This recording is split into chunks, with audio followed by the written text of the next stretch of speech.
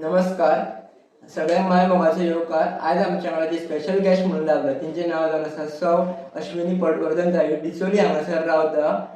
ताईन 20 वर्स एक HR म्हणून काम केल्लें आसा आनी तांचें विविध क्षेत्रांत योगदान आसा. हे तांचो फूल एक्सपिरियन्स आमी आयकतले. ताई खूप खूप नमस्कार.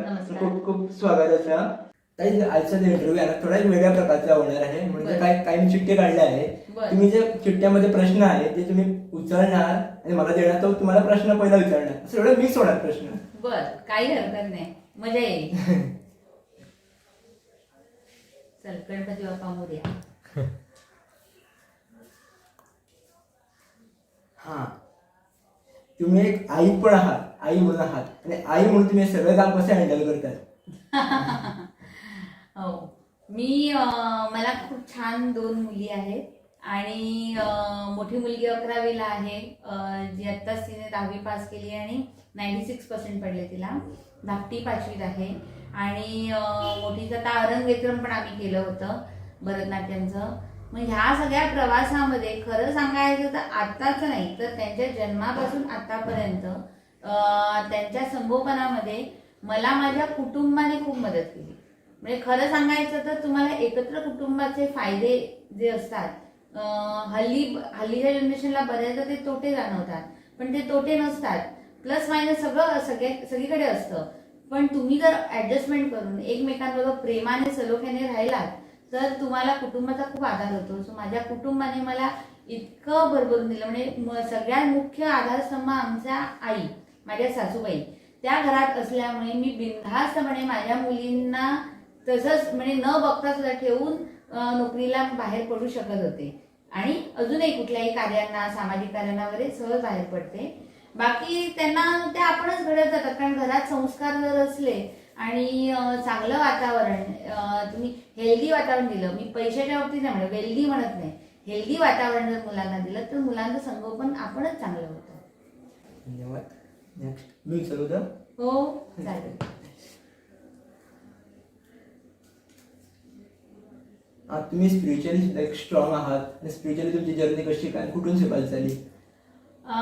कसं असतं बघ, तुम्हाला अध्यात्माकडे वळण्यासाठी ना त्याची आवड असावी वगैरे अशी लागत नाही. तुमच्या नशिबात ते लिहिलेलं असावं लागतं. मग तुम्ही तिथपर्यंत कसेही जाता. माझ्या बाबतीत असं झालं की मी पूर्णपणे म्हणजे मी मुंबईत माझं जन्म शिक्षण, त्यामुळे मी पूर्णपणे मुंबईकर होते, अजूनही आहे म्हणजे तेवढ्या स्पिरिट्सच्या बाबतीत. पण त्यानंतर गोव्याची सून झाले. इथे आल्यानंतर तिकडच्या वातावरणाने इकडे जुळून येताना मला अजिबात त्रास झाला नाही. कारण परत सांगितलं, माणसं प्रेमळ असली की काही त्रास होत नाही. पण माझ्या करिअरच्या टप्प्यामध्ये असं आहे की मी HR मध्ये काम करते म्हणजे तुम्हाला विविध माणसांबरोबर डील करावं लागतं. मग तुमच्या मॅनेजमेंट पासून अगदी वर्कर लेवलपर्यंत युनियन मॅटर सुद्धा मी हँडल केले, काय केले. आणि नंतर तुमच्या प्रोफेशनल जेव्हा प्रायव्हेट जॉब तुम्ही करता, जेव्हा तुम्ही एम्प्लॉयमेंटमध्ये असा बेसिकली कितीतरी चढ उतार तुमच्या आयुष्यात येतात. काही टप्पे असे आले आयुष्यात की जे खूप आतून हादरवून सोडणारे होते किंवा खूप स्ट्रेस देणारे होते. मग अशा याच्यामध्ये माझ्या आयुष्यात एक असा टप्पा आला की मी खूप डिप्रेशनमध्ये जाते का असं मला वाटलं. दुसऱ्याला होणारा त्रास बघून किंवा स्वतःला होणारा त्रास बघून, प्रोफेशनली अर्थात, इथे कुठेही पर्सनल त्रास नाही, पण हे सगळं बघताना म्हणजे बाहेर जाऊन बाहेरच्या लोकांना होणारा त्रास वगैरे बघताना मी खूप चिंतनामध्ये गेले, विचारात गेले. आणि मग मला कोणीतरी सुचवलं की तू बाबा मेडिटेशन कर. कोणी सुचवलं काय मला आठवत नाही, पण कुठून तरी माझे एक छोटासा जप, नामस्मरण आणि हे करायचं. तर कसं होतं बघ, तुला एखादा दुर्धर आजार झाला ना की तुला कोणीही काही सांगितलं ना तरी तू ते उपाय करून बघतोस. तसं मी पूर्णपणे अशी नामस्मरण प्रोन वगैरे अशी काही नव्हते, पण चला हे सुद्धा करून बघूया अशाने मी त्याच्याकडे वळले. आणि कदाचित तो माझ्या आयुष्यात तो टर्निंग पॉइंट होता. आणि मी साधारण एक 4-4.5 वर्षांपूर्वी मी हळूहळू मेडिटेशन आणि याला सुरुवात केली. आणि असं करत कसं असतं, तुम्ही एकदा अध्यात्माच्या मार्गावरती लागला, तुम्हाला महाराज आणून सोडतात तिथे, तुमचं काही नसतं. मी सुरू केलं नाही, त्यांनी मला तशी बुद्धी दिली. अर्थात लहानपणापासून घरामध्ये देवभक्ती आणि रेग्युलर कार्य, सत्यनारायणची पूजा म्हणा, रुद्र म्हणा, किंवा श्रावणातले आपले जे काय असतात सणवार, हे सगळे व्यवस्थित होत होते. पण ते तेवढ्यापुरते मर्यादित. घरात गणपती उत्सव सुद्धा खूप आनंदाने साजरा व्हायचा.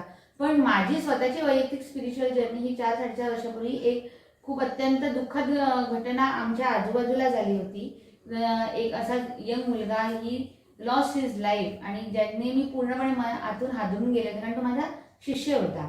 आणि त्यामुळे तिकडनं जी सुरुवात झाली, मग हळूहळू मार्ग सापडत गेले. मग पतंजली आलं आयुष्यात, मग असिस्टंट योग टीचरचा कोर्स झाला, मग मेडिटेटिव्ह योगा आला, नामस्मरण चालू होतं, नामस्मरणाने बळ मिळालं. आता तर गिरनारला जाऊन आलो आम्ही. गिरनार यात्रा म्हणजे दत्त महाराजांच्या पादुकांचं दर्शन घेताना घेतलेली अनुभूती. सो ही स्पिरिच्युअल जर्नी आमची माझी म्हणायला पाहिजे तर आता सुरू झाली आहे.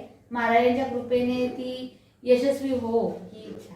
पण अनेक असं म्हणतात की मेडिटेशन वगैरे काही एक्सपेक्टेशन ठेवू नये. तुमचं काय असं होतं की एक्सपेक्टेशन घेऊन तुम्ही मेडिटेशन सुरू केले? नाही, खरं सांगायचं तर लहानपणापासून अजूनही मी देवळात जरी गेले किंवा घरात पूजा असली आणि आपण देवाला नमस्कार करतो, देवाला नमस्कार करताना मला काही मागावंसंच वाटत नाही. म्हणजे मी ब्लँक होते. म्हणजे मी देवळात सुद्धा कुलदेवतेची ओटी भरताना म्हणा, किंवा आता मी म्हटलं गिरनारला गुरु महाराजांच्या पादुकांचं दर्शन घेतलं, सोमनाथला, किंवा कुठेही आम्ही जातो, खूप फिरतो आम्ही, देवळांमध्ये खूप जातो.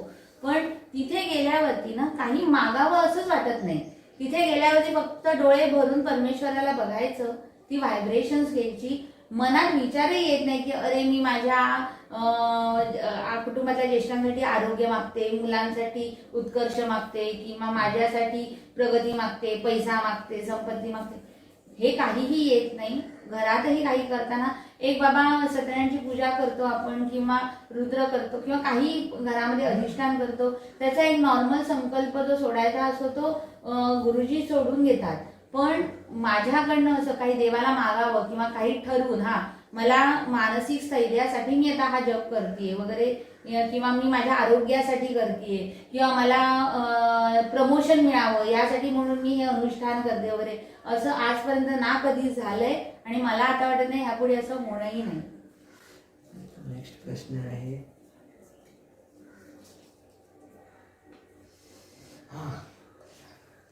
जे तुम्ही आता HR म्हणून होतात आणि तिकडे तुम्ही तिकडे काफी महिला स्टाफ होतात, त्यांचे प्रॉब्लेम्स काही तुम्ही हँडल केलेले असे काहीतरी? हो, कसं आहे, मी जेव्हा HR म्हणून सुरुवात केली तेव्हा ऑब्व्हियसली मी लोअर लेवलला सुरुवात केली, किंवा मी पण स्वतः एक एम्प्लॉई होते, ॲज अ असिस्टंट म्हणून सुरुवात केली. त्यानंतर जेव्हा मी गोव्यात आले तेव्हा माझी ॲक्च्युअल जर्नी हेड HRची सुरू झाली. तोपर्यंत मी कोणाच्या तरी अंडर होते. आणि त्यानंतर आल्यावरती सर्वप्रथम मी आमचे राजकुमार कामत आहेत त्यांच्या EP इंडस्ट्रीजमध्ये काम केलं. तर तिथे वर्कर्समध्ये महिला खूप होत्या, स्टाफमध्ये पण महिला होत्या, इक्वल त्यांनी कॉम्बो ठेवला होता. तर मला काम करताना खूप आनंद झाला, कारण आमचे एम्प्लॉयर असे पुरुष आणि स्त्री सेपरेट धरणारे नव्हते. पण अर्थात महिलांच्या काही समस्या असतात ज्या त्या पूर्णपणे उघडपणे बोलू शकत नाही. स्पेशली वर्क्स मॅनेजर वगैरे जे असतात ते मेल्स असल्यामुळे त्यांच्याकडे बोलू शकत नाही. तर मी एक फिमेल HR म्हणून इथे एस्टॅब्लिश झाल्यामुळे मला स्वतःला खूप आनंद झाला की मी त्यांच्या कितीतरी गोष्टींवरती काम करू शकले. तीच गत मी जेव्हा पायरो ग्रुपमध्ये गोवा थर्मोस्टॅटिक हायड्रोनॉमॅटिक्समध्ये काम करत होते तेव्हा पण तीच गत झाली की महिला खूप होत्या. असं नाही की फक्त पुरुषच कामगार, आणि पण इक्वल कॉम्बो होता. आणि तिथे सुद्धा म्हणजे मग खूप मोकळेपणी बोलायला. आणि HR कसं असतो माहितीये, HR is a middleman. Employer आणि एम्प्लॉई याच्या मधला दुवा HR असतो. एम्प्लॉयरला काय म्हणायचंय हे सुद्धा HRला एम्प्लॉईला कन्वे करायचं असतं, एम्प्लॉईला काय म्हणायचंय हे सुद्धा एम्प्लॉयरला कन्वे करायचं असतं. आणि त्यानंतरचा माझा मुख्य टप्पा जो होता म्हणजे त्याच्या आधी EP आणि GTILच्या आधी सुद्धा मध्ये मी स्वानसन प्लास्टिक्स मध्ये काम केलं. मल्टीनॅशनल कंपनी, तैवानीज MNC, जी प्रोजेक्ट स्टेज पासून आम्ही एस्टॅब्लिश केली. तो पहिल्या टीम मध्ये आम्ही दोघीच बायका होतो. म्हणजे तिथे तर आम्हाला वॉशरूम्सचे सुद्धा वांदे होते. पण त्या सगळ्यांवरती मात करून आम्ही नंतर जेव्हा कंपनी उभी राहिली आणि चालायला लागली, तो एक सेन्स ऑफ अचिव्हमेंट होती. आणि आता लास्ट माझा जो जॉब होता तो ओंकार ह्युमन रिसोर्समध्ये as a general manager HR म्हणून मी काम केलं. तिथे तर आमचा सगळाच महिला स्टाफ होता. म्हणजे 1-2% पुरुष होते असं म्हणायला हरकत नाही, 99% महिला होत्या.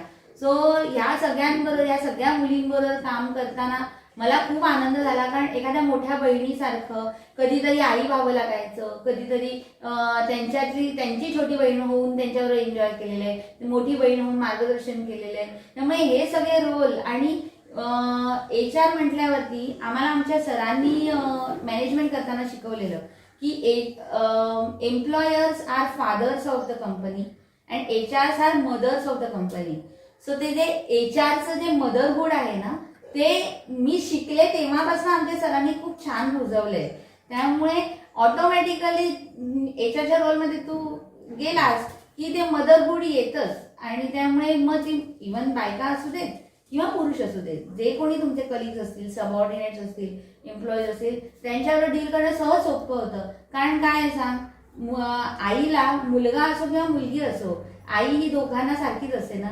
त्यामुळे मुलीला ट्रीट करताना वेगळं ट्रीट करावं लागत नाही, मुलाला ट्रीट करताना वेगळं ट्रीट करावं लागत नाही. आणि मुलगा किंवा मुलगी दोघेही तितक्याच मोकळेपणे आईकडे ओपन होतात.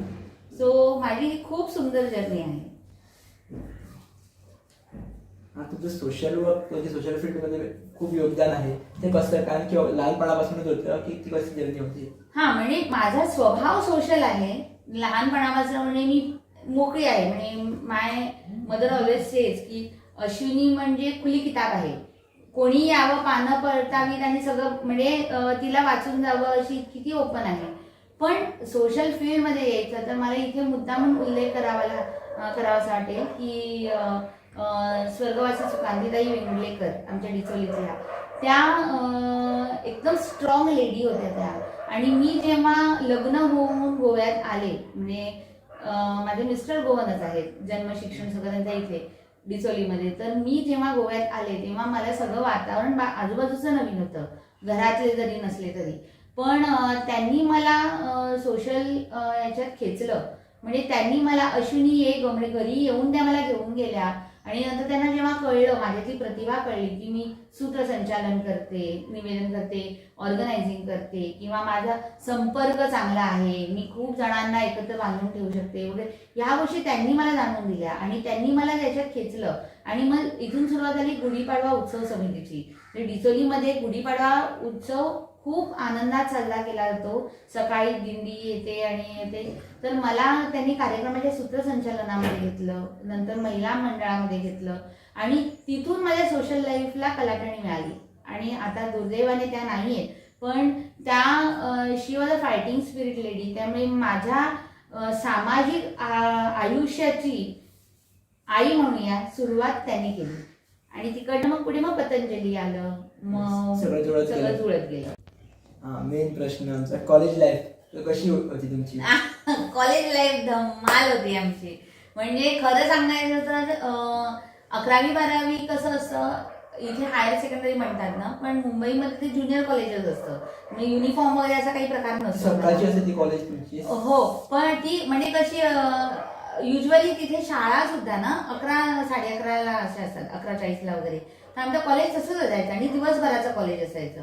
तो 11वी-12वी पण मी एन्जॉय केलं. मला रेल्वेने जावं लागायचं कॉलेजला. मी बदलापूरला राहायचे, मुलुंडपर्यंत जवळजवळ 50 मिनिटाची रेल्वेचा प्रवास असायचा वन वे. त्यामुळे रेल्वे सुद्धा ग्रुप व्हायचे, कॉलेजमध्ये सुद्धा ग्रुप व्हायचे. पण त्या सगळ्यात जास्त मी एन्जॉय केलं ते माझं डिग्री कॉलेज. डिग्री कॉलेज म्हणजे मी बॅचलर ऑफ मॅनेजमेंट स्टडीज केलेलं आहे. मुंबई युनिव्हर्सिटीने हा मॅनेजमेंट कोर्स डिक्लेअर केला. त्याची सेकंड बॅच आमची होती. आणि सोमय्यामधनं मी केलंय. सो सोमय्याचं जे कॅम्पस आहे ते जबरदस्त आहे.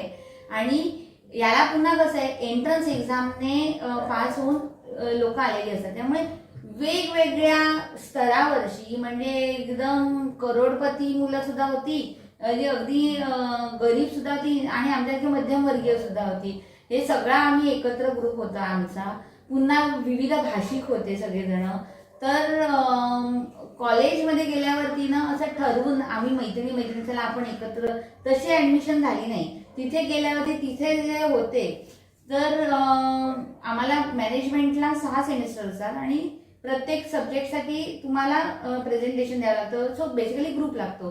सो आमची ऍडमिशन सोमय्यामध्ये सेकंड और थर्ड राऊंड मध्ये झालेली, त्यामुळे बाय दॅट टाइम लोकांचे ग्रुप बनलेले. तर शेवटी आम्ही 4 मुली उरलो. तर आम्ही 4 मुली बाय फ्लूक एकत्र आलो. पण एकत्र आलो ते आणि तिघींचेही स्वभाव भिन्न, तिघींचेही फॅमिली बॅकग्राऊंड भिन्न, पण आम्ही जी एकत्र येऊन जे आमचं बॉन्डिंग तयार झालं. मी प्युअर व्हेजिटेरियन, त्या नॉन व्हेजिटेरियन, तरी आम्ही एकमेकांकडे राहणं. मग त्यांच्या घरी मी गेले की माझ्यासाठी प्युअर व्हेज जेवण बनणं, त्या माझ्या घरी आल्यावरती सुद्धा आमच्या डेलिकसीज त्यांनी आवडीनं खाणं वगैरे. म्हणजे हे सगळे प्रकार खूप सुंदर झाले कॉलेज लाईफमध्ये. तेजल, रुपाली, नेहा, मी आणि नेहाली असे नंतर आम्ही 5 जणी एकत्र होतो. सो आणि खूप धमाल मस्ती केली. आणि असंच नाही तर आमचे बाकीचे सुद्धा जे होते, म्हणजे गोव्याचीच आमची यू कॅन से CR होती कामाक्षी म्हणून, तो कामाक्षी कामत, तो ही सगळी जी मंडळी होती त्यांच्यावर आम्ही कॉलेज लाईफ खूप धमाल एन्जॉय केली. लेक्चर्स बंक करायला एन्जॉय केलं कॉलेजमध्ये. म्हणजे आम्ही पडलेले असायचो कॅम्पसमध्ये, कारण काय मॅनेजमेंटचं हे लास्ट मुमेंट पर्यंत शिकवणं चालायचे लेसन्स, ते सगळे डोक्यावरनं जायचे. मग नोट्स वाचाय, झेरॉक्स काढा, हे करा, प्रोजेक्ट करा. तर it was very much fun. अजूनही कॉन्टॅक्ट मध्ये आहात की? हो, आमचा ग्रुप आहे. आणि मीच कधी कधी कॉन्टॅक्टमध्ये कमी पडते, कारण का मी सोशल मीडियावरती ना मला इतके मेसेज येतात. पण I make it a point की ऍटलीस्ट मी थोड्या थोड्या ह्याच्यामध्ये त्यांना कॉन्टॅक्ट करेन. पण जेव्हा केव्हा आम्ही बोलतो ना, म्हणजे नेहमी असं की आता समज तेजलला फोन लागला, हा अश्विनी बोल कैसी है रे तू, किंवा मी हा कैसी है, क्या चल रहा है. म्हणजे इट इज नॉट की आपण after a gap we are talking किंवा असं काहीच नाही. की आम्ही त्या वयातच जातो. कॉलेजचं जे आमचं वय होतं आणि तिथली जी मस्ती होती त्या वयात आम्ही परत तिथे जातो आणि तसेच एन्जॉय करतो. आणि इतकं हे होतं की आमच्या आई वडिलांना पण आमच्यावरती पूर्ण विश्वास होता, त्यामुळे त्यांनी आम्हाला पूर्ण स्वातंत्र्य दिलेलं होतं. त्यांनी पूर्ण स्वातंत्र्य दिलेलं असल्यामुळे आमच्यावरती जबाबदारीचं ओझं होतं, त्यामुळे आम्ही आमचा पाय कधी सरकू दिला नाही. आणि we enjoyed life but in the limit.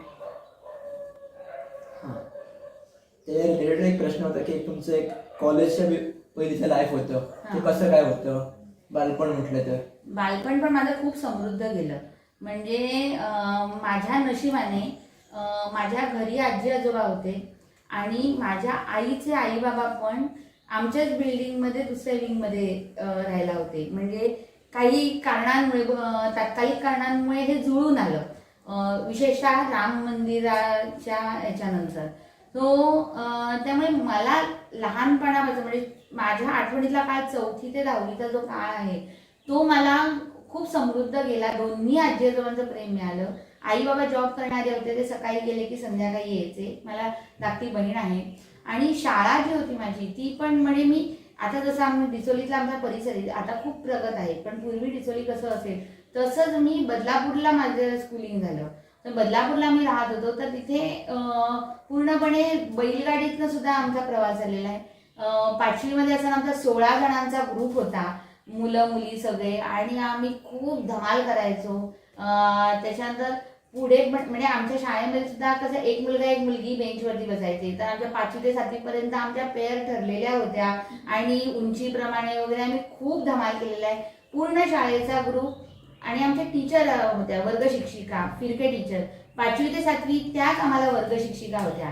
तर शी वॉज अवर सेकंड मदर, म्हणजे she is our second mother. त्यांच्यामुळे आम्ही सगळे इतके बांधलो गेलो आणि अजूनही आम्ही त्यांच्या टचमध्ये आहोत. अजूनही आम्ही एकमेकांच्या टचमध्ये आहोत. आम्ही एकमेकांशी ग्रुपवरती सुद्धा धम्माल करतो, गेट टुगेदर्स करतो. पण ते जे शाळेचं लाईफ होतं ना ते खूप माझं समृद्ध गेलं. त्या आणि मराठी मी पूर्णपणे मराठी मीडियममधनं शिकले 10वी पर्यंत. म्हणजे मी सायन्स न शिकता शास्त्र शिकले, सोशल सायन्स न शिकता समाजशास्त्र शिकले. त्यामुळे भौतिकशास्त्र, रसायनशास्त्र, जीवशास्त्र, त्यामुळे मराठीत पूर्णपणे शिकल्यामुळे माझी मराठी भाषा पण खूप समृद्ध राहिली, मातृभाषा. आणि असं मला वाटतं की मातृभाषेतलं शिक्षण जेव्हा होतं त्यामुळे तुम्हाला त्याचं ग्रास्पिंग खूप इझी होतं आणि मुलं खूप त्या संज्ञांच्या मुळाशी जातात. तुमचे बालपणातले काही शिक्षक, आवडते शिक्षक कोणते होते? मी पहिलं सांगितलं ते फिरके टीचर. त्यांच्या अगोदर चौथीला आगवणे सर होते आम्हाला. आगवणे सर म्हणजे मी चौथीलाच त्या शाळेत माझा प्रवेश झाला होता आणि तेव्हा कसं झालं, एक शिक्षक पूर्ण हे सांभाळायचं होतं. आगवणे सर आम्हाला, आणि मला जास्त त्यांचं आठवतं ते म्हणजे ते इतिहास शिकवायचे आम्हाला जेव्हा इतिहास होता, शिवाजी महाराजांचा इतिहास चौथीला, आता नाहीये तो. आणि शिवाजी महाराजांच्या गोष्टी म्हणजे त्यांनी तो जो इतिहास आहे तो त्यांनी आम्हाला असा शिकवलाय की तो आमच्या इथून इथे बसला, कधी ते कळलंच नाही. म्हणजे सरांनी कधी पुस्तक उघडलं नाही, आम्हाला कधी उघडावं लागलं नाही. आणि महाराजांच्या गोष्टी म्हणजे त्यांचं जे सामर्थ्य पराक्रम जे आहे ते पूर्णपणे आमच्यात त्यांनी विनवलं. नंतर आल्या फिरके टीचरांनी तर आमच्यावरती मुलासारखं प्रेम केलं, अगदी आईच्या मायेने. आणि आम्ही अजूनही त्यांच्याकडे सेकंड मदर म्हणून बघतो, त्या इतक्या प्रेमाने भेटतात आम्हाला. तो ह्या दोन मुख्य अगदी जवळच्या जिव्हाळ्याच्या. आणि त्यानंतर मग जावळे मॅडम होत्या, पाटकर टीचर होत्या, कुलकर्णी सर, नंतर आमच्या पाटणकर मॅडम होत्या, आणि असे म्हणजे खूप जण होते, शेजूळ सर होते. पण त्याच्यानंतर शेवटी 9वी 10वीला आमच्या ज्या वर्ग शिक्षिका होत्या, तेंडुलकर टीचर, त्यांची खूप आठवण येते. कारण का आम्ही तेव्हा खूप वात्रट होतो. आमचा अ वर्ग म्हणजे हुशार मुलांचा वर्ग, त्यामुळे तो जरा जास्त शहाणा आणि खूप मस्ती करायचो. पण असं असायचं की अ वर्ग म्हणजे हुशार. हो, आमच्या शाळेमध्ये तसं होतं. अ ते ई इयत्ता होत्या, अ आणि ब हे पूर्ण संस्कृतचे वर्ग. आम्हाला थर्ड लँग्वेज संस्कृत होती. 100 मार्काचा संस्कृत. इथे कसं आपल्याला 50-50 आहे तसं नाही, 100 मार्काचं संस्कृत. आणि क ड ई ला 100 मार्काचं हिंदी. सो तुम्हाला ठराविक टक्के मिळाले की तुम्ही अ आणि ब मध्ये जायचात. हे बायफर्केशन केव्हा होतं, 7वी नंतर 8वीत जाताना. एकदा 8वीत तू क मध्ये पडलास किंवा अ मध्ये पडलास की then till 10th you are in that हे, मग तुमचं चेंज नाही. मग कसं व्हायचं, 7वी मध्ये जे 60-65% वरती मार्क घेऊन आलेले ते अ ब मध्ये असायचे. किंवा काही मुलं हुशार मुलं सुद्धा आम्हाला संस्कृत नको म्हणून हिंदीत जायचे, असंही व्हायचं. पण असं होतं. आणि अ वर्ग हा 4थी पर्यंत रोटेशन होतं. 4थी पर्यंत अ ब क ड ई म्हणजे ते रोटेशन, ते हुशारीवरती नाही. पण 5वी पासून मार्कांवरती ते ई होतं. आणि आम्ही 5वी पासून अ वर्गवाले, आणि अ वर्गवाले म्हणजे विशेषतः आमचे मुलगे जरा जास्त वात्रट होते, मुली खूप शांत होत्या. सो ते खूप मस्ती करायचे आणि खूप आवाज चालायचा आमच्या वर्गात. आणि आमच्या टीचरना त्याच्यावरनं खूप ऐकून घ्यावं लागलेलं आहे. म्हणजे प्रिन्सिपॉलकडनं त्यांना खूप दटावणी पडलेली आहे. त्यांच्या ॲट टाइम्स त्यांच्या डोळ्यात आम्ही पाणी काढलंय. त्यामुळे मला ऍक्च्युअली मुली खरंच शांत होतात की दिसत होत्या शांत? नाही, मुली शांत होत्या. मुली म्हणजे बघून मस्ती करायच्या. आमच्या ह्याच्यामध्ये अ आणि ब वर्गात मिळून एक ग्रुप होता पंचकन्यांचा. 5 पांडव म्हणायचो आम्ही त्यांना. तृप्ती, मुग्धा, सीमा, माधवी आणि 5वी बहुतेक आरती होती, मला आता आठवत नाही 5वीचं नाव. त्या तर जबरदस्त धिंगाणा करायच्या, म्हणजे they were famous for that. आणि मी कशी होते, मी शांत हुशार मुलींमध्ये सुद्धा, मी ह्यामुळे यांच्यामध्ये सुद्धा म्हणजे मी यत्र तत्र सर्वत्र अशी मी वावरण्यात येते. त्यामुळे I am connected with everybody. असं नाही की ग्रुप स्पेसिफिक माझे रिलेशन्स आहेत. मग ती शाळा असू दे तर कॉलेज असू दे, सगळेजण मला ओळखतात, सगळेजण मला एक्नॉलेज करतात. आणि मी पण सगळ्यांबरोबर छान कनेक्टेड आहे. मोटिवेशनल वर्क अँड वाय तुम्ही चूज केला लाईफमध्ये, म्हणजे करिअर तुम्ही सांगितलं एक करतात, काउन्सिलिंग हे सगळ्या गोष्टी कशासाठी? नाही, काय झालं माहिती आहे, आता HR मध्ये काम करताना 20 वर्ष झाली आणि तुम्ही you deal with many people. मी कसं सांगितलं, मी एक सामान्य एम्प्लॉई म्हणून सुरुवात केलेली आहे, बरोबर. आपण काय एकदम येऊन वरच्या पोस्टला बसत नाही.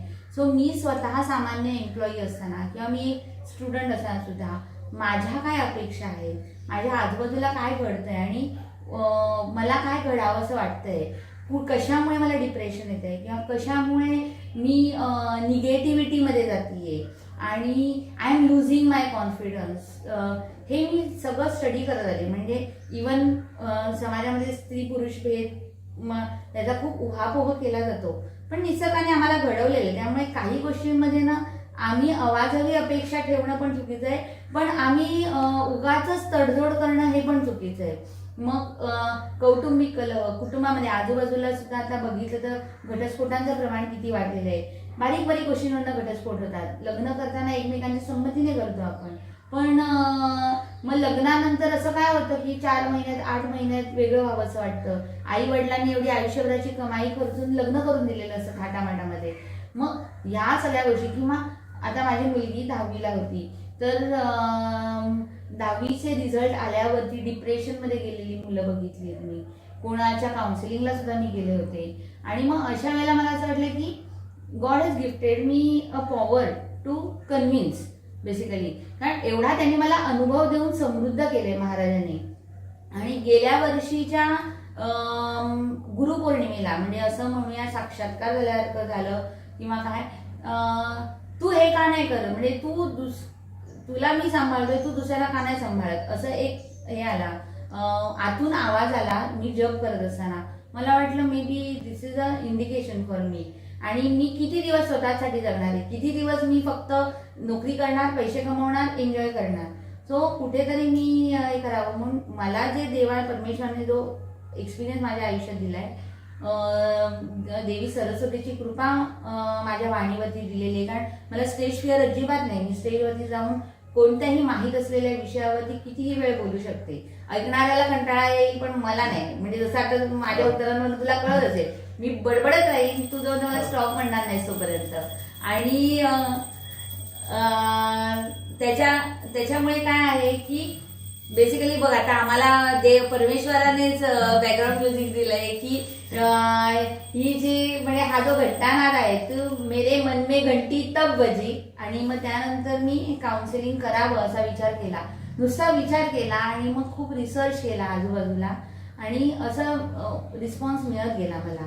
म्हणजे एक मुलगा असा आहे तुमच्यासारखा की तो बीई मेकॅनिकल आहे, he is very talented, very intelligent, त्याला त्याचं सब्जेक्ट मॅटर परफेक्ट माहिती आहे, पण तो इंग्लिश कम्युनिकेशनमध्ये कमी पडतो. मग त्याला आम्ही त्याला मी 1-to-1 काउन्सिलिंग दिलं, सेशन्स दिली. त्यानंतर 5 सेशन नंतर त्याने इंटरव्ह्यू दिला MNCचा, आणि दिल्लीला त्याला प्रोजेक्ट इंजिनियर म्हणून जॉब मिळाला. We she was not getting, त्याला ट्रेनिंग वगैरेचे जॉब मिळत होते. एक मुलगी आहे जी क्वालिटी इंजिनियर म्हणून काम करते MNCमध्ये, शी इज प्रेग्नंट, पण तिला घरून सपोर्ट खूप चांगला आहे, पण तिला ते ट्रॅव्हलिंग, ऑफिसमधल्या कामाचा स्ट्रेस, ऑफिसमधल्या अपेक्षा, तिच्या स्वतःच्या करिअर अपेक्षा, तिच्या स्वतःच्या पर्सनल रिक्वायरमेंट्स, आता हेल्थ वाईज वगैरे, या सगळ्यांमध्ये तिला खूप स्ट्रेस झाला. तिला आपण वर्क लाईफ बॅलन्सची सेशन्स दिली. So she is so relaxed, काम, असे म्हणजे खूप उदाहरणं आहेत. ही 2 मेजरली तुला सांगितली. आणि वेळ परमिट करतो तर तुला एक एक्झाम्पल सांगते.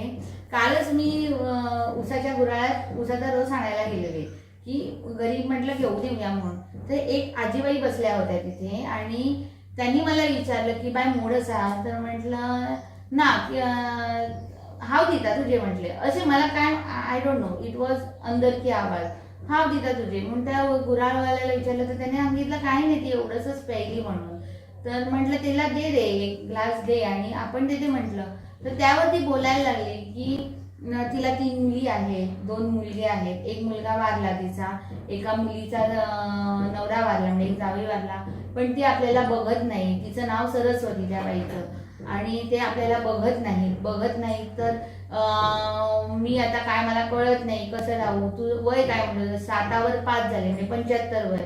मग तिला मी म्हटलं की आई तू एवढी 75 वर्षाची आहेस तर तू कुटकुटीत आहेस, चालून फिरून मस्त आहेस, मग हेच तुझी पुण्याई आहे ना, तू जे तुझं कर्तव्य पार पाडलं त्याच्यावरती ही तुझी पुण्याई आहे. ते तुला बघत नाही तर ते त्यांचं कर्मभोग आहे. उद्या ते जेव्हा त्यांची कर्मफळं भोगण्याचा वेळ येईल तेव्हा ते भोगतील. तू त्यांना काही शाप देऊ नकोस, आणि तू फक्त देताना त्यांना आशीर्वादच दे. आणि तुला बघणारा राम आहे, तो तुला अलगद सांभाळणार आहे.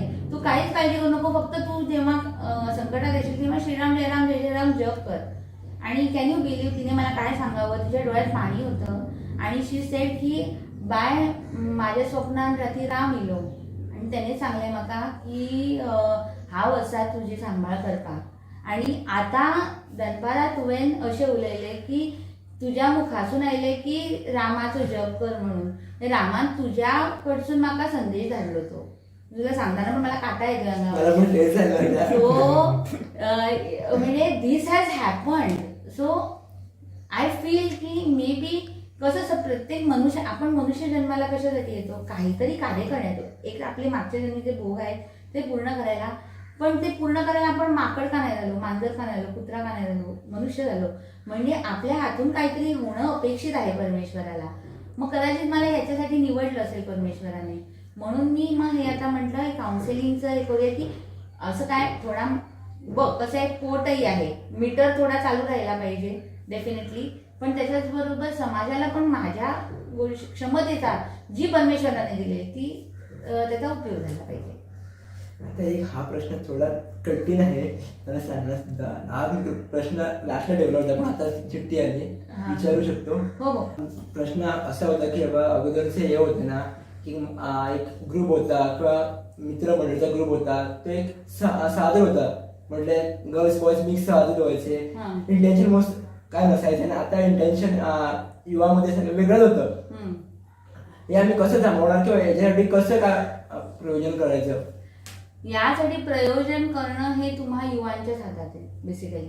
खरं सांगायचं तर आधीचं जे आता आमचं जे फ्रेंड सर्कल होतं किंवा आमचं जे कॉलेज लाईफ किंवा स्कूल लाईफ होतं, आमच्या हातात मोबाईल नव्हता, आमच्या हातात सोशल मीडिया नव्हता, व्हॉट्सॲप नव्हतं, फेसबुक नव्हतं, यूट्यूब नव्हतं किंवा आजूबाजूला म्हणजे इवन चित्रपट सुद्धा शनिवार रविवारी सह्याद्रीवरती लागायचे पिक्चर ते बघायचो आम्ही. म्हणजे आता काय तू चॅनेल लावला की कुठलाही चॅनेल चालू असतो आणि हे असतं.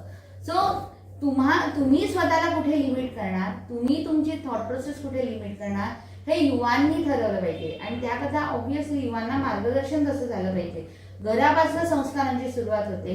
त्याचबरोबर आता आमचं घर, तर मी म्हटलं की आमच्या घरामध्ये आम्ही हे संस्कार देऊ, तर आमची जी मुलं आहेत त्यांनी बाहेर जाऊन त्या संस्कारांना स्प्रेड केलं पाहिजे. ही त्यांची सामाजिक जबाबदारी त्यांच्या त्या वयात सुरू होते. आणि एखादी आपली मैत्रीण आहे, एखादा आपला मित्र आहे, तो वेगळ्या मार्गावर येतो, तर त्याला एकत्र आणलं पाहिजे. आणि वी आर ह्युमन्स आणि वी आर सोशल. सो आम्ही एकत्र राहताना मुलगा मुलगी हा भेद नाहीये, पण ऍट द सेम टाइम निसर्गाने आपल्याला काही लिमिटेशन्स दिलेले आहेत, निसर्गाने आपल्याला बाउंड्री लाईन्स दिलेल्या आहेत. त्या बाउंड्री लाईन्स आपण क्रॉस करणार नाही. हे त्यांनी स्वतःला बंधनं घालून जर घेतली तर तुम्ही स्टील यू कॅन एन्जॉय. कारण काय माहितीये, आता आमच्यासारखे सुद्धा आम्ही इथे कॉलनीमधनं एखादा मुलगा मुलगी एकत्र चालत गेले, दे आर प्युअर फ्रेंड्स. पण 10तली 9 घरं म्हणतात तर ते वांगडा भोवताली त्यांचे कितेतरी असा म्हणून कितेतरी चलला त्यांचे, ती त्याच्या वांगडा फिरता, ना जाल्यार तो तिच्या वांगडा फिरता. दिस शुड नॉट बी द केस. जेव्हा आमची पिढी सुद्धा तो आमचा दृष्टिकोन बदलेल आणि तुमची पिढी मागच्या पिढीला ॲश्युरन्स देईल की we are pure, we are in to our limits and we are, म्हणजे आम्ही तुमचे जे संस्कार आहेत किंवा तुमच्या ज्या अपेक्षा आहेत त्याचं भान ठेवून आम्ही वागतोय, जे आताची पिढी वागत नाही. कारण 10तली 7 मुलं ही सोशल मीडियाच्या आहारी गेलेली आहेत. तुम्हाला म्हणजे रील्स करणं, आम्ही रील्स करतो. आम्ही आता ट्रिपला गेलेलो, नंदाबाजांच्या ट्रिपला आम्ही मस्त रील करून आलो, पण त्याचे लिमिटेशन आम्हाला माहिती आहे. उद्या आम्ही इंस्टाग्रामवरती घातलं तर इंस्टाग्रामवरती माझे किती फॉलोअर्स आहेत, माझ्या फ्रेंडचे किती फॉलोअर आहेत, ही पहिल्यांदा कंपॅरिझन येते. Why you have to do it is a fake world. हे फक्त एक काहीतरी असं आभासी आयुष्य आहे ते किंवा जग आहे. तुमचं जे स्वतःचं आत्ता ते खरं जग जे आहे त्या जगात तुम्ही 10 माणसांना भेटल्यावरती किती लोक तुमच्याशी कनेक्टेड आहे हे महत्वाचं आहे. त्यामुळे मला एवढंच सांगायचं आहे की युवांनी, पूर्वीच्या काही मुला मुलींचा ग्रुप होता, पण तू जे म्हणतोस ना त्याला सुद्धा एक वेगळा हे आहे चॅप्टर. आमच्या आधीच्या पिढीमध्ये मुला मुलींचे ग्रुप असत नव्हते. तेव्हा मुली चौकटी बाहेर पण पडलेल्या नव्हत्या.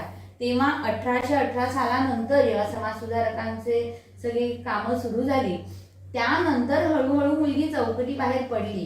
पण ती चौकटी बाहेर पडताना सुद्धा तिने डॉक्टरकीचं शिक्षण घेणं वर्ज्य होतं. म्हणजे अगदी 60-70 सालापर्यंत मुलींच्या शिक्षणावरती खूप बंधन होती, अगदी खूप बंडखोर म्हणजे समाजाला बंडखोर झालेल्या लोकांनी किंवा खूप पैशाने श्रीमंत असलेल्या लोकांच्या घरातल्या मुली शिकायला कॉलेजला वगैरे बाहेर पडल्या, पण सामान्य घरातल्या तेवढ्या नव्हत्या. आणि नंतर मग 50-60च्या काळामध्ये 1950-60च्या काळानंतर त्या बाहेर पडल्या की मग हळूहळू बॉईज गर्ल्स ग्रुप आणि हे सुरू झालं. But it was again as I said, तेव्हा सोशल मीडियावर हा काही प्रकार नव्हता, त्यामुळे it was a plain relationship. प्रत्येकाच्या मनामध्ये संस्कारांचा पगडा होता, समाजाचं भान होतं आणि समाजाप्रतीच्या आपल्या जबाबदाऱ्यांची जाणीव होती की तेव्हा बघ पळून जाण्याचं प्रमाण जास्त नव्हतं, तेव्हा अफेअर्सचं प्रमाण जास्त नव्हतं. त्या काळातही प्रेमविवाह झालेले,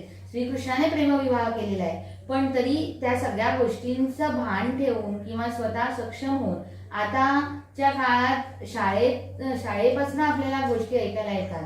त्याच्यानंतर एकमेकांची म्हणजे मुलींचं किंवा मुलांचं सुद्धा शोषण होत नव्हतं तेव्हा. म्हणजे लव जिहादच्या केसेस वगैरे आम्हाला जास्त ऐकायला येत नव्हत्या, ज्या आता कालच आली ना बातमी की त्या मुलीचे म्हणजे 35 तुकडे करून तिला हे केलं. म्हणजे कुठे चाललाय समाज, कुठे चाललाय? मग असं जेव्हा आजूबाजूला घडतंय तेव्हा ऑब्व्हियसली आई वडिलांनाही काळजी वाटते, समाजातल्या जाणतेल्या लोकांना पण काळजी वाटते.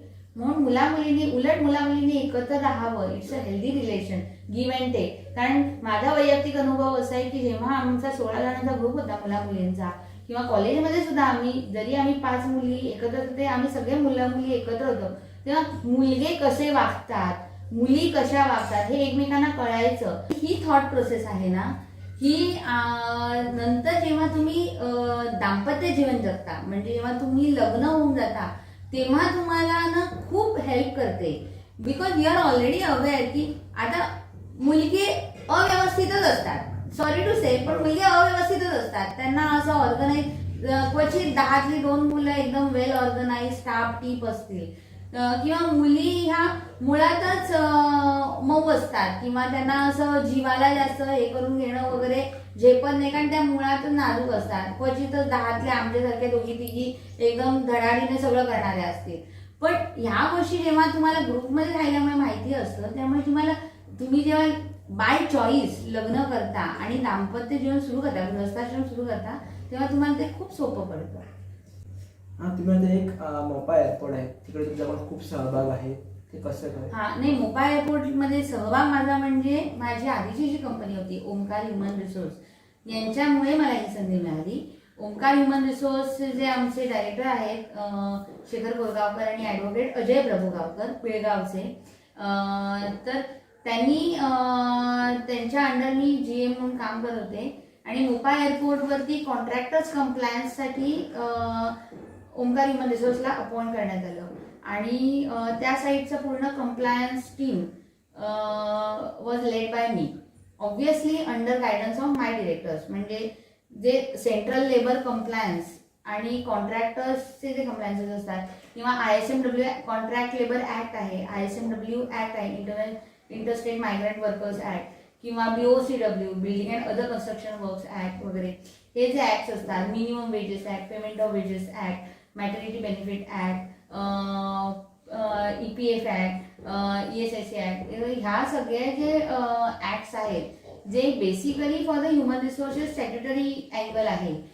तर मोपा airport is majorly owned by GMR, आणि GMR ने अपॉइंट केलंय मेगा वाईड कन्स्ट्रक्शन DMCC ला ॲज अ प्रायमरी कॉन्ट्रॅक्टर, आणि मेगा वाईड ने आम्हाला हायर केलं होतं ॲज अ स्टॅट्युटरी आणि legal consultant.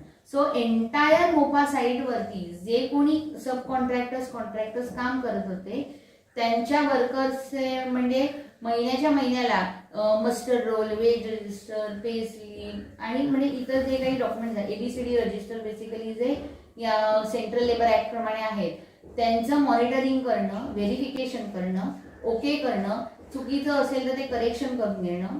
So to ensure all the compliance in place, ही तिथे टीम ओंकारची करते. आणि ती टीम जेव्हा मी होते ओंकारमध्ये तेव्हा it was completely led by me. आणि मोपा एअरपोर्ट जेव्हा बांधायला लागलं नव्हतं तेव्हापासून ते आतापर्यंत स्टेजपर्यंत आम्ही म्हणजे त्याच्यात घडत जाणारे बदल तिथे वाढणारा वर्कफोर्स, तिथले चॅलेंजेस हे सगळे बघितले.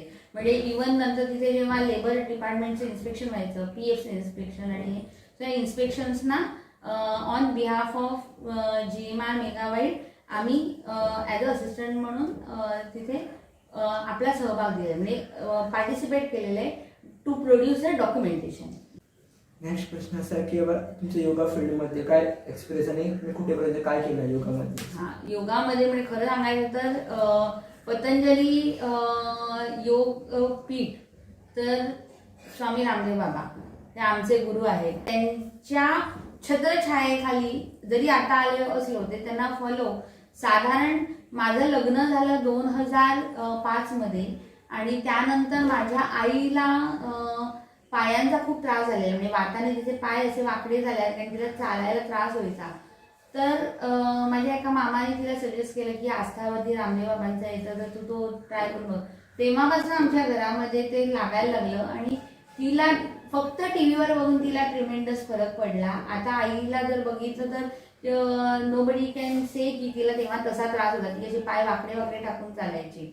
आणि त्यानंतर मग इकडे आल्यावरती इकडे आमच्या कुटुंबात आमचे भाऊजी आहेत महेश पाटणकर, तेच गोव्यातल्या प्रथम योग शिक्षकांमधले आहेत. सो ते स्वतः इकडे पतंजलीशी कनेक्टेड होते आणि मग त्यांच्या थ्रू आम्ही कनेक्ट झालो. त्यांच्या थ्रू कनेक्ट झालं, आता तुला माहिती आहे सोशल सर्कल जे आहे किंवा हे एका सूत्राने बांधलेली माणसं असतात ते एकमेकांकडे ऑटोमॅटिकली कनेक्ट होत जातात. सो आता आमचे जे गोवा राज्याचे केंद्रीय प्रभारी आहेत कमलेशजी बांदेकर, किंवा प्रथम योग शिक्षक संदेश बारादणकरजी, भरतेशजी, सुनीलजी आणि कमलाकांत तारेजी वगैरे ह्या सगळ्यांच्या ह्याच्यातनं संध्याताई आहेत, त्या सगळ्यांच्या ह्यातनं सहभागातनं आम्ही येत गेलो इकडे. आणि कुठेतरी असं वाटलं कोरोना काळामध्ये ना ऑनलाईन योग शिक्षक ट्रेनिंग झालं होतं. That was the first training गोव्यामध्ये. अदरवाईज मी फुल टाइम जॉब करणार, त्यामुळे मला कुठेही जाऊन असं करणं शक्य नव्हतं. तर ते योग शिक्षकाचं ट्रेनिंग मी आणि माझ्या मुलीने दोघांनीही ऑनलाईन अटेंड केलं होतं. दोघीही आम्ही सर्टिफाईड असिस्टंट योग शिक्षक आहोत. मी जास्त फिजिकल योगासनांपेक्षा मला स्पिरिच्युअलिटीकडे माझा जास्त कल आहे. त्यामुळे प्राणायाम आणि मेडिटेटिव्ह योगामध्ये मी जास्त आत घुसलेली आहे. माझी मुलगी फिजिकल योगामध्ये वगैरे ती करते, धाकटी पण शिकते आता. पण अशा पद्धतीने हा माझा योगाचा प्रवास सुरू झाला आहे. मी असं म्हणणार नाही की मी I have reach a destination, it is just a start for us आणि there is a long way to go. आणि तुमचं बेस्ट एक्सपिरियन्स म्हटलं तर कशाच्या बाबतीत? तुमचे संपूर्ण आतापर्यंत आहेत त्या संपूर्ण लाईफबद्दल किंवा कुठलाही एक एक्सपिरियन्स तुम्हाला अजून आठवतो? तसं म्हणायला गेलं ना तर परमेश्वराने ह्या आयुष्यात मला खूप भरभरून दिलंय आणि आयुष्याच्या प्रत्येक वाटेवरती कितीतरी असे प्रसंग आहेत गाठीशी की जे एक्सप्लेन करण्यातले नाही आहेत. They are you just have to experience it. पण माझ्या आयुष्यात घडलेली सगळ्यात सुंदर गोष्ट मी एक्सपिरियन्स म्हणून शेअर करेन. माझ्या आयुष्यात घडलेली सगळ्यात सुंदर गोष्ट म्हणजे माझ्या आयुष्यात माझ्या नवऱ्याने येणं. म्हणजे मी ज्या वेळेला ठरवलं होतं मी लग्न आता करणार नाही, म्हणजे मी करणार नाही, इतक्यात करणार नाही. मी 2003 मध्ये पास आउट झाले आणि नंतर मला MBA करायचं होतं. पण आमच्या आईबाबांनी सांगितलं की तू शिक आणि काय करायचं तर तू पुढे शिक्षण घे, आम्ही तुला ग्रॅज्युएट करून दिलंय. आणि त्यानंतर ह्यांचं स्थळ आल्यावरती मी पहिल्या भेटीमध्ये, म्हणजे आमचं प्युअर अरेंज मॅरेज आहे, माझ्या आयुष्यात हे पहिलं स्थळ कोणीतरी ओळखीतनं घेऊन आलं आणि दोन्हीकडनं माहिती पूर्ण पुरवली गेल्यामुळे जास्त खात्री करण्याची गरज नव्हती. फक्त मुला मुलीने एकमेकांना पसंत करण्याचे उपचार उरलेले. आणि ते आल्यावरती त्यांना मी फक्त एवढं सांगितलं की माझ्या फक्त 2 अटी आहेत म्हटलं आयुष्यामध्ये. एक म्हणजे ते IT फील्डमधले, तुम्ही जगाच्या वाटेवर कुठेही जा, तुम्ही परदेशी जा नाही तर खेडेगावात जा, जर आपलं लग्न झालं तर तुमच्या पाठीला पाठ लावून मी येणार. तू इकडे राहा, मी तिकडे जाऊन जॉब करतो वगैरे असं मला आयुष्य नको. त्याला काही कारणं होती आमची वैयक्तिक. तर हे एक कारण आहे. आणि दुसरं कारण म्हणजे आम्ही दोघीच बहिणी आहोत. माझी बहीण माझ्यापेक्षा 8 वर्षांनी लहान आहे. तर माझ्या आई वडिलांची मोठी मुलगी म्हणून संपूर्ण जबाबदारी मी घेणार. ती ती तेव्हा 10वीत होती, त्यामुळे तिचं सासर कसं असेल मला माहिती नाही. तर त्यांची पूर्ण जबाबदारी मी घेणार. फायनान्शियली प्रत्येकजण सफिशियंट असतो, पण म्हातारपणी जो आधार लागतो किंवा जी काळजी घ्यावी लागते ती पूर्णपणे मी घेणार. हे मी त्यांना सांगितल्यावरती त्यांनी एका क्षणाचाही विलंब न लावता हो म्हटलेलं आहे. आणि तिथूनच आमचं ते जुळलं. म्हणजे जी मी लग्न करणार नव्हते असं ठरवलेलं, ती 2005 मध्ये फेब्रुवारीत ते मला बघायला आले, मार्च मध्ये आमचा साखरपुडा झाला आणि जानेवारीत लग्न पण झालं आमचं. सो हाच मी म्हणेन की माझ्या आयुष्यात घडलेली खूप आनंदाची गोष्ट आहे.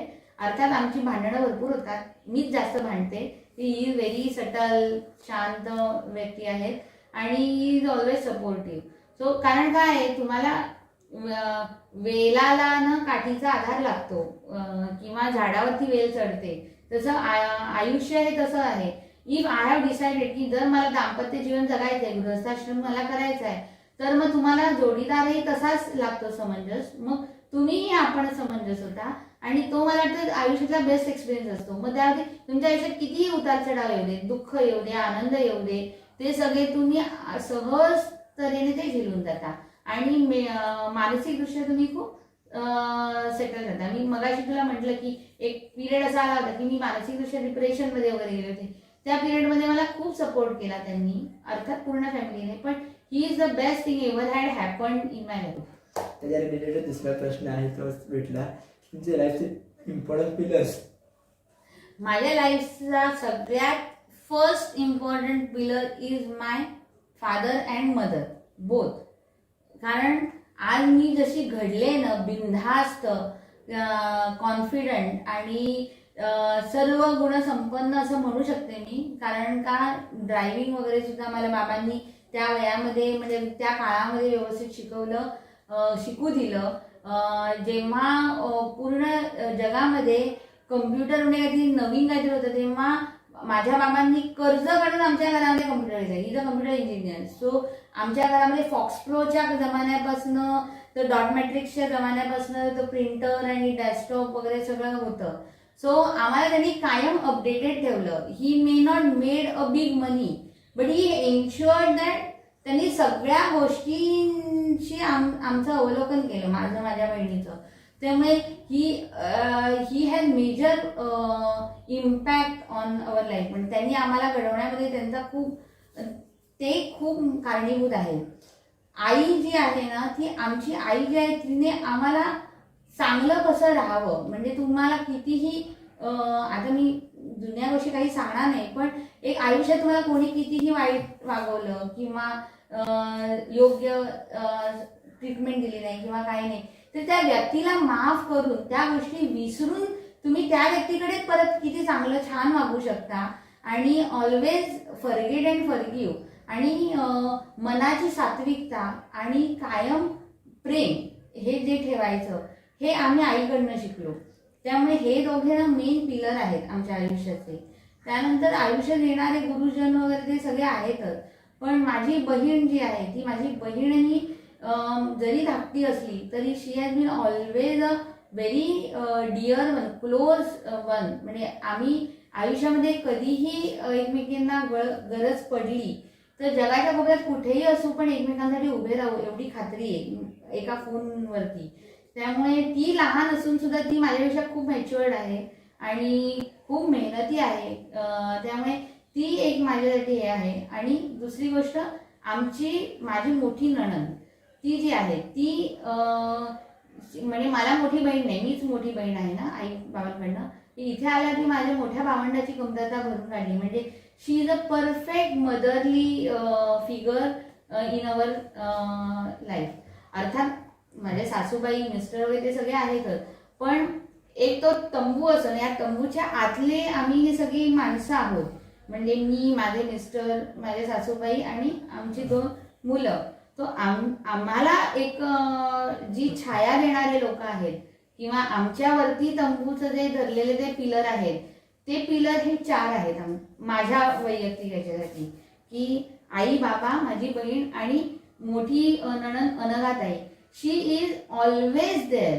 ती म्हणजे ती कधी नंदेचा कजाकपणा तिने कधीच केला नाही. म्हणजे ऑलवेज तिने मला खूप सपोर्ट केला, कायम प्रोत्साहन दिलं आणि कुठल्याही अतिशय वाईटातल्या वाईट नाही म्हणता म्हणजे क्रिटिकल गोष्टींमध्ये सुद्धा शी इज ऑलवेज देअर.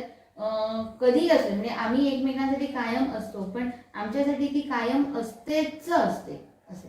असं म्हणतात की मुंबईच्या लोकांना जास्त एक्सपिरियन्स असतो सगळ्या गोष्टीमध्ये, तर तिकडे तुमचा एक वाईट एक्सपिरियन्स कुठला आहे?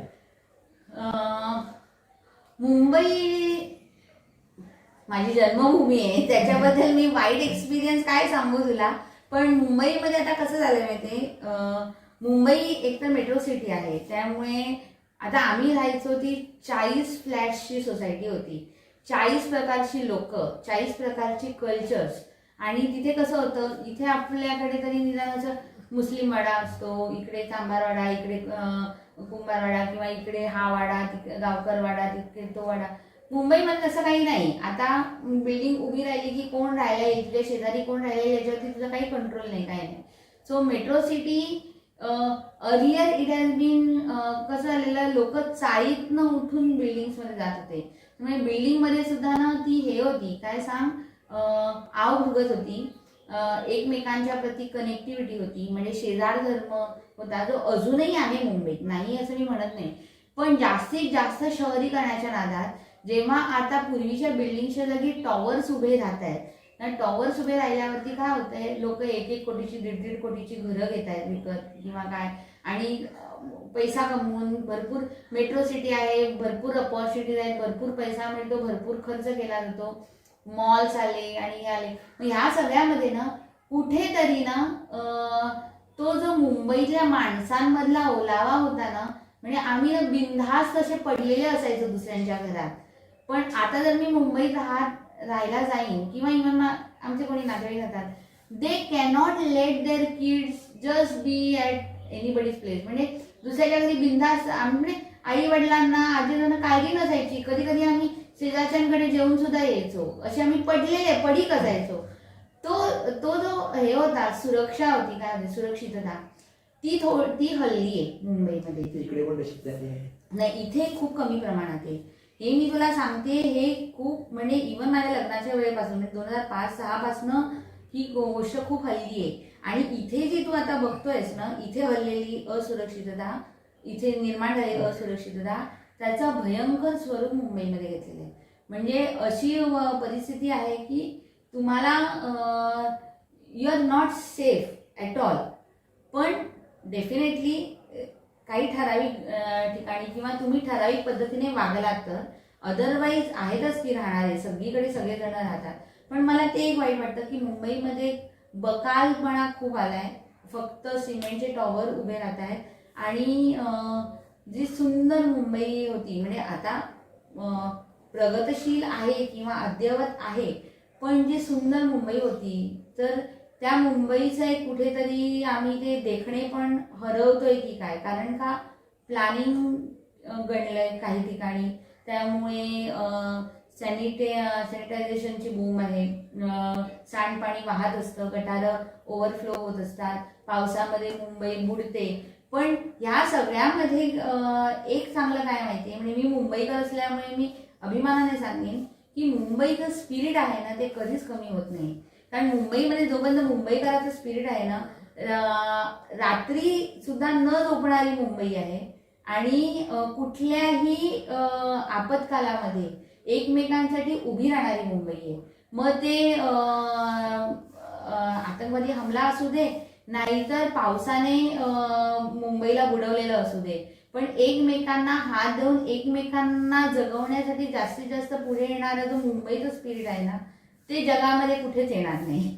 म्हणजे इथे काही नाही असं मी म्हणत नाही. We are very happy and इथला समाज सुद्धा खूप सुंदर आहे. आपण गोव्यामध्ये खूप छान राहतो एकत्र. पण मुंबईचे चॅलेंजेस वेगळे. म्हणजे आपण सुदृढ घरातला मुलांचा चॅलेंज वेगळा असतो, आणि जे विखुरलेलं घर असतं किंवा खूप खास्ता खाणारं घर असतं, त्या घरातल्या मुलांचा चॅलेंज वेगळा असतो. तशी परिस्थिती आहे. तर राहिले आमचे 2 प्रश्न, तुम्ही काढा, फायनल करूया. शॉर्टकट लिहिलं आहे. हां, तुमची tour journey Y and how start झाली? हां, टूर जर्नी म्हणजे तुला खरं सांगू प्रवास, आणि प्रवास माणसाला खूप शिकवतो. माझ्या आयुष्यात पहिल्यांदा प्रवास सुरू झाला तो म्हणजे माझ्या बाबांनी आम्हाला भरपूर फिरवलं. त्यांनी आमची माहेरची कुलदेवता महाळसा नारायणी मार्गवळला, त्यामुळे वर्षातनं एकदा गोव्यात येणं तर आमचं व्हायचं. आणि नंतर बाबांनी गाडी घेतल्यावरती विशेष करून मी, आमची फॅमिली आणि माझ्या मावशीची फॅमिली, आम्ही गाडीमध्ये सगळं घालायचो, मागची सीट फाडायचो आणि इवन आम्ही औरंगाबाद पासून सगळीकडे फिरून आलेलो आहे. सो फिरण्याची आवड त्यांनी लावली. मग इकडे आल्यावरती, लग्न होऊन इकडे आल्यावरती, इकडे पण तसे फिरण्याला उत्सुक असलेले लोक होते.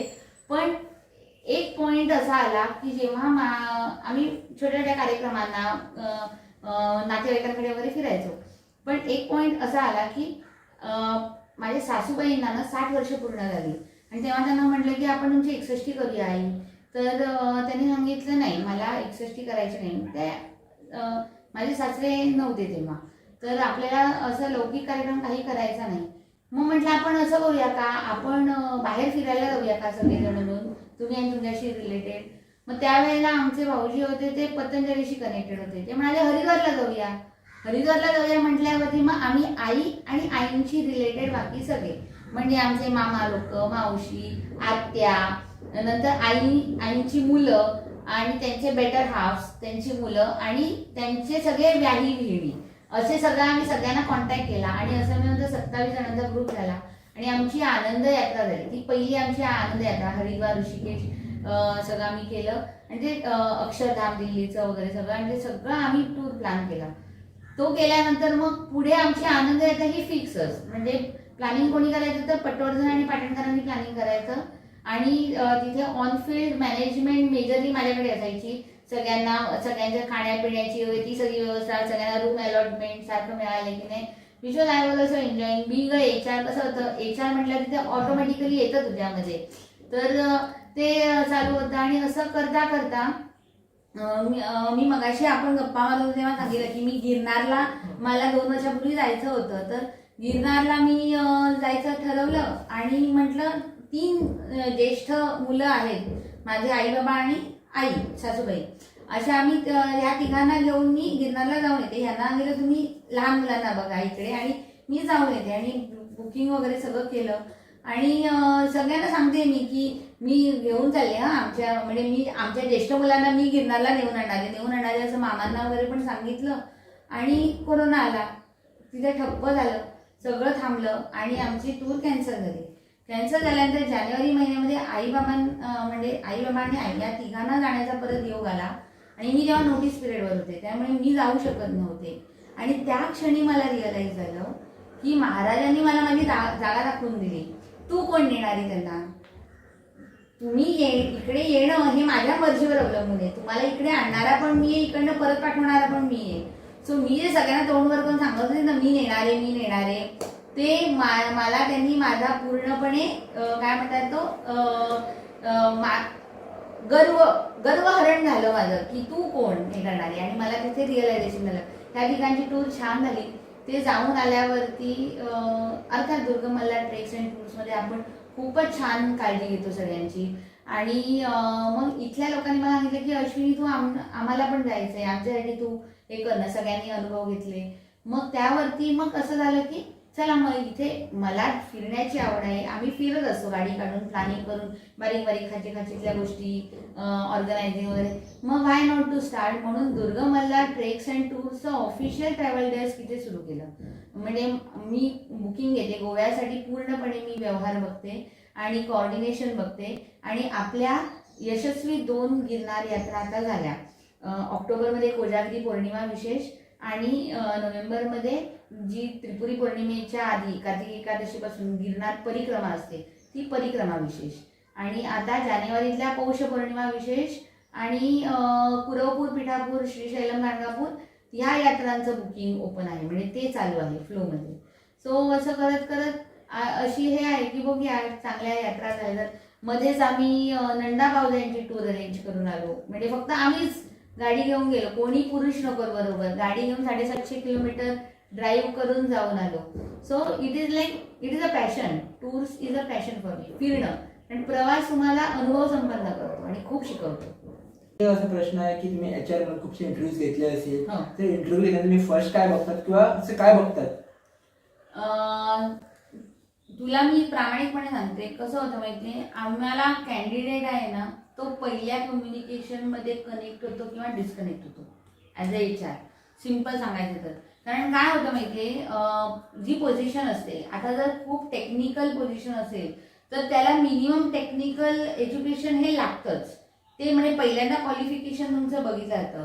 जर खूप टेक्निकल पोझिशन नसेल, म्हणजे ऑफिस असिस्टंटची पोझिशन असेल किंवा काय असेल एक्झिक्युटिव्हची वगैरे, तर तुमच्या एज्युकेशनमध्ये 19-20 ॲक्सेप्टेबल असतं.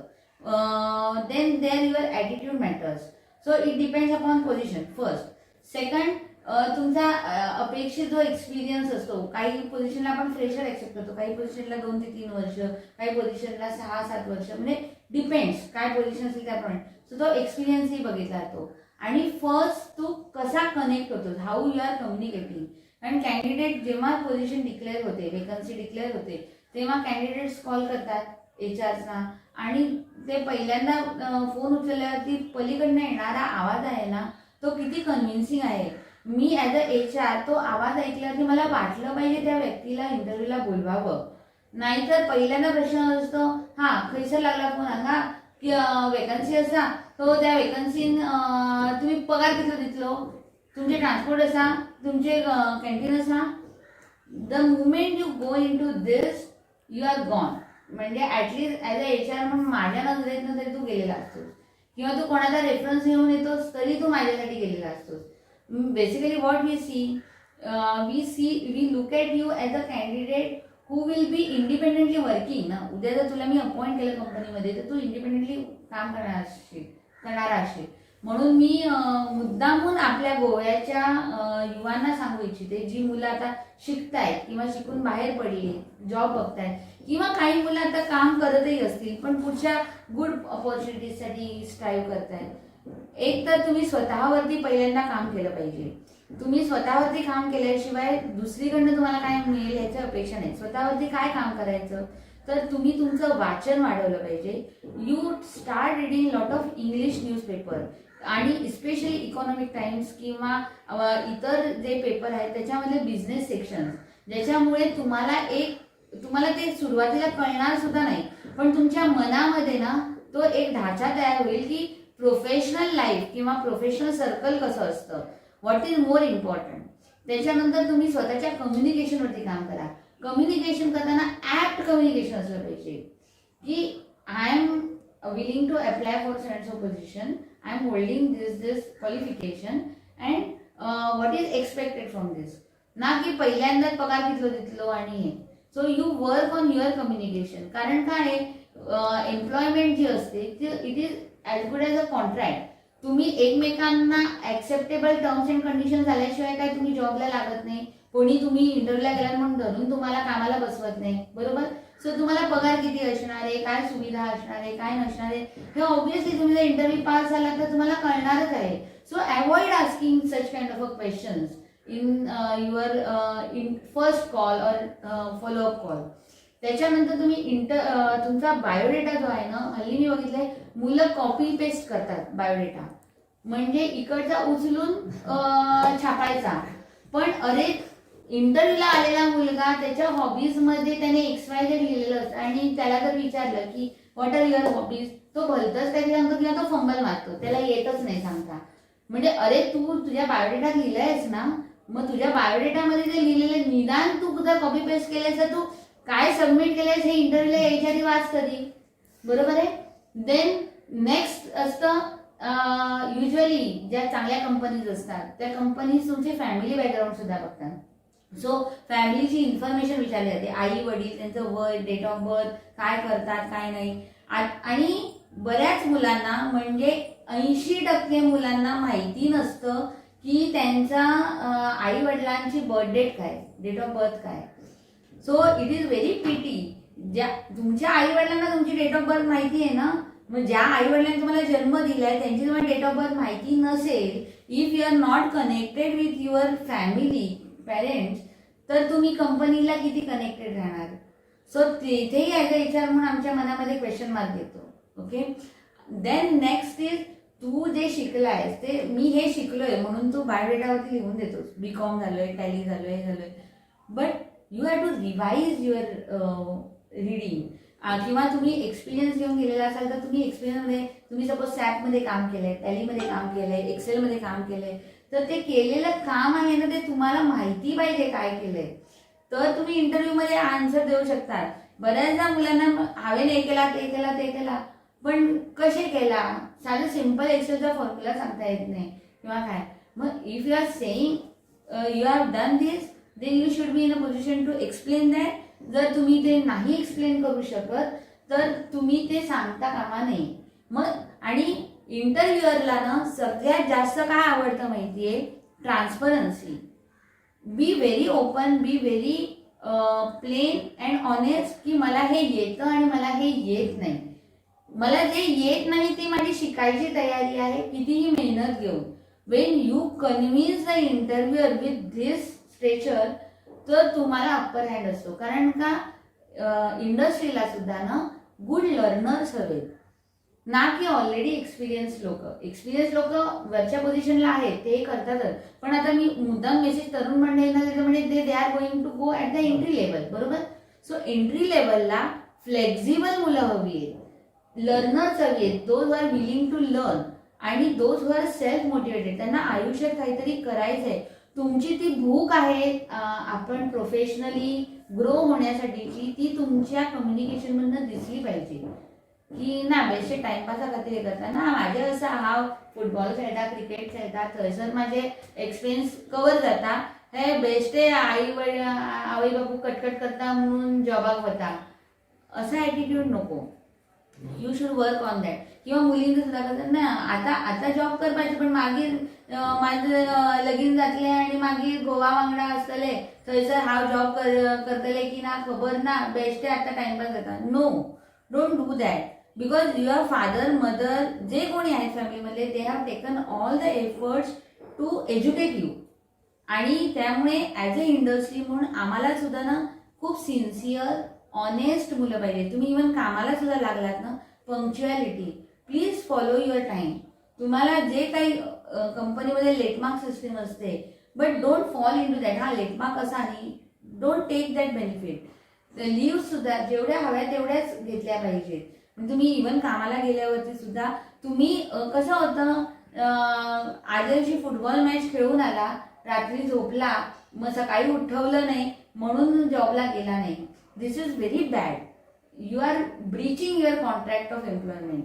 इन्स्टेड ऑफ दॅट तुम्ही तुमची कपॅसिटी ओळखा. आणि तुम्हाला जर माहिती आहे तुम्ही दुसऱ्या दिवशी जाऊ शकणार नाही, तुम्ही ऑलरेडी कन्व्हिन्स करा तुमच्या बॉसला आणि कन्व्हे करा की आपल्याला अशी सुट्टी लागू शकते. सुट्टी मागून तुम्ही जर कामाला गेलं तर तुम्हाला कोणी काही बोलत नाही, कोणी घरी पाठवत नाही.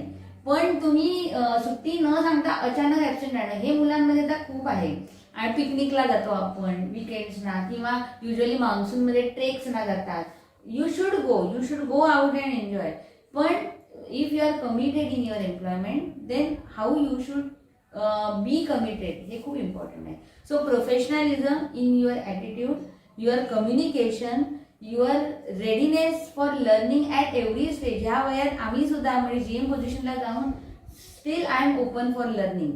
So learning attitude, being open for learning and be a self-motivated person and be very flexible, adaptable, adjustable. म्हणजे उद्या मॅनेजमेंटला तुमच्याबद्दल ही खात्री असली पाहिजे की अरे ह्याला काही रोल दिला ना तरी हा टँट्रम्स देत नाही, किंवा तो स्वतःचा इगोमध्ये आणत नाही, किंवा तो त्याचा अनकम्फर्ट आमच्यावरती थ्रो करत नाही. त्याला काही द्या, he is flexible, he is ready to contribute for the growth of the company, for the growth of the organisation. ही जेव्हा खात्री तुमच्याबद्दल तुमच्या सिनियर्सना येईल तेव्हा तुम्ही ॲज अ प्रोफेशनल म्हणून खरंच यशस्वी व्हाल. आणि एक लास्ट असं तुम्हाला काय सांगायचं राहिलं असेल ते सांगू शकतात.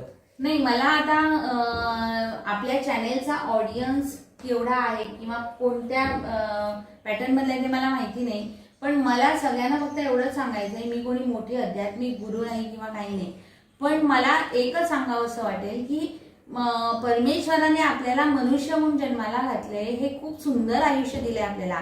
आपण बोलू शकतो, आपल्याला काय हवंय काय नकोय हे सांगू शकतो. आपल्याला 2 हात आहेत, 2 पाय आहेत, 2 कान आहेत. मग ह्या सगळ्या इतक्या सुंदर अवस्थेमध्ये आपण असताना आपण एकमेकांशी रागाने, मत्सराने किंवा गर्विष्ठपणे का वागतो? आपण एकमेकांना समजून घेऊ का शकत नाही? किंवा कित्येकदा असं होतं शेजारी एकमेकांचा चेहरा सुद्धा बघत नाही, किंवा कित्येकदा असं होतं की तोंडावर एकमेकांच्या 2 मैत्रिणी खूप सुंदर असतात पण मागे एकमेकांविषयी चहाड्या करतात. असं म्हणजे हे काही एक्झाम्पल देते मी. मग अशा परिस्थितीमध्ये जर आपल्याला इतकं सुंदर आयुष्य दिलंय, समोरचा माणूस एखादा चुकीचं बोलला सोडून दिलं म्हणजे आपल्याला चुकीचं वाटलं, कदाचित तो त्याच्या जागी बरोबर असतो. सो फॉरगेट अँड फॉरगिव्ह हा मंत्र वापरून जे जे चांगलं आहे ते आम्ही घ्यावं, जे जे वाईट आहे ते सगळं न्यून सोडून द्यावं. आणि अशा पद्धतीने जर आपण आपलं आयुष्य जर सुंदर केलं तर आपण आपल्याबरोबर आपल्या आजूबाजूच्या लोकांचं पण आयुष्य सुंदर करू, समाधानी करू, शांत चित्त करू. ऍटलीस्ट आपण कोणासाठी काही करू नाही शकलो तर निदान कोणाला न दुखवण्याचं मोठं काम आपण करू शकतो. ते जर केलं तेच खूप पुरेसं आहे. आणि ज्याला जितकं प्रोत्साहन देता येईल तितकं प्रोत्साहन द्यावं, यथाशक्ती मदत करावी. जे आपल्याला मिळतंय ते फक्त माझ्यासाठी आहे हा ही भावना न ठेवता आपल्या घासातला अर्धा घास सुद्धा कोणाला जर देता आला तर जरूर द्यावा. कारण तुम्ही जेव्हा देण्याची वृत्ती ठेवा तेव्हा परमेश्वर तुम्हाला भरभरून परत देतो. आणि अशा पद्धतीने केवळ चांगली वृत्ती आपण मनात ठेवून खूप चांगल्या पद्धतीने जगावं, एकमेकांना प्रेरणा द्यावी, एवढंच मला सांगायचं. त्यामुळे सगळ्यांसाठी प्रार्थना करूया की सगळ्यांचं चांगलं होऊ दे, कल्याण कर. हे ईश्वरा सर्वांना चांगली बुद्धी दे, आरोग्य दे, सर्वांना सुखात आनंदात ऐश्वर्यात ठेव. सर्वांचं भलं कर, कल्याण कर, रक्षण कर आणि तुझे गोड नाम मुखात अखंड राहू दे. ओम. ही एक आमचे गोव्यातील युवकांना कोकणी तरनाटे म्हणतात त्यांना फक्त एक मेसेज पास आउट करून आम्ही इकडे थांबूया.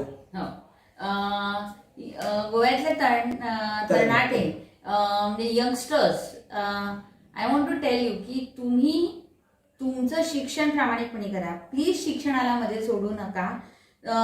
जर तुम्हाला काही काम करण्याची गरज पडली आर्थिक गोष्टींमुळे तर तुम्ही सायमल्टेनियसली तुमचं शिक्षण चालू ठेवा. कारण तुम्ही जितकं शिकता तेवढं खूप गरजेचं असतं. त्यानंतर तुम्ही जॉब बघताना सुद्धा ना हा मग जायचो ना, असे ना तसे ना नाही, पडेल ते काम, पडेल तेवढे कष्ट घेण्याची तयारी ठेवा. कारण आज तुम्ही कष्ट घेतले तर उद्या तुम्ही एका कुठल्या तरी पोझिशनला पोहोचणार आहात आणि एका अनुभवात तुम्ही जाणार आहात जे तुम्हाला समृद्ध करणार आहे पुढे तुम्हाला हायर पोझिशन पुढे मिळायला. कसं असतं ऍज अ HR म्हणून पहिल्यांदा मला जेव्हा कॉल येतो तेव्हा जेव्हा पहिल्यांदा कॅन्डिडेट विचारतो हा ट्रान्सपोर्ट असा, कॅन्टीन असा, इंटरव्ह्यूला जेव्हा तुम्ही कॉल करता तेव्हा पहिल्यांदा जॉब काय आहे, रिस्पॉन्सिबिलिटी काय आहे हे विचारणं अपेक्षित आहे. सो हे सुद्धा मला तुम्हाला सांगायचं आहे की तुम्ही आयुष्यात कुठलंही काम करा पण ते काम काय आहे आणि त्या कामाच्या प्रती तुमच्याकडनं रिक्वायरमेंट काय आहे हे पहिल्यांदा बघा. त्यातून मला काय मिळणार आहे ह्याच्यापेक्षा तुम्हाला काय करावं लागणार आहे ह्याच्यावरती भर द्या. आपोआपच तुम्हाला अपेक्षित असलेल्यापेक्षा दुपटीनं मिळेल. So please work on your own personality development and your own contribution for whatever you do in your life. Then returns will automatically follow. तुम्ही तुमच्या वेळातल्या वेळ दिल्याबद्दल खूप खूप धन्यवाद. धन्यवाद. तुम्ही सुद्धा मला ही संधी दिली आणि व्यक्त होता आलं. आज हा जो इंटरव्ह्यू तू घेतलास आय रिअली अप्रिशिएट. कारण तुम्ही गणेश म्हणात, तू म्हणात, कौशल, तुमच्या दोघांचंही खूप खूप अभिनंदन की तुम्ही एक चांगला उपक्रम करताय. कारण काय माहितीये तुम्ही चांगले विचार कलेक्ट करताय. You are trying to reach people आणि you are trying to collect goodness आणि ते तुम्ही कुठेतरी संग्रही करताय. उद्या ते 10 लोकांनी बघू दे, 100 लोकांनी बघू दे आणि 1000 लोकांनी बघू दे किंवा त्यापेक्षा जास्त लोकांनी बघू दे, जी लोक बघणार आहेत ना त्यांच्यापर्यंत हा गुडनेस पोहोचतोय. सो तुम्ही सुद्धा एक प्रकारे हे सोशल वर्क करताय विच आय रिअली अप्रिशिएट. तुम्हाला खूप खूप शुभेच्छा आणि तुमचं हे जे चॅनल आहे ते सत्कार्य करणारं चॅनल म्हणून खूप प्रसिद्धी पावो ही शुभेच्छा.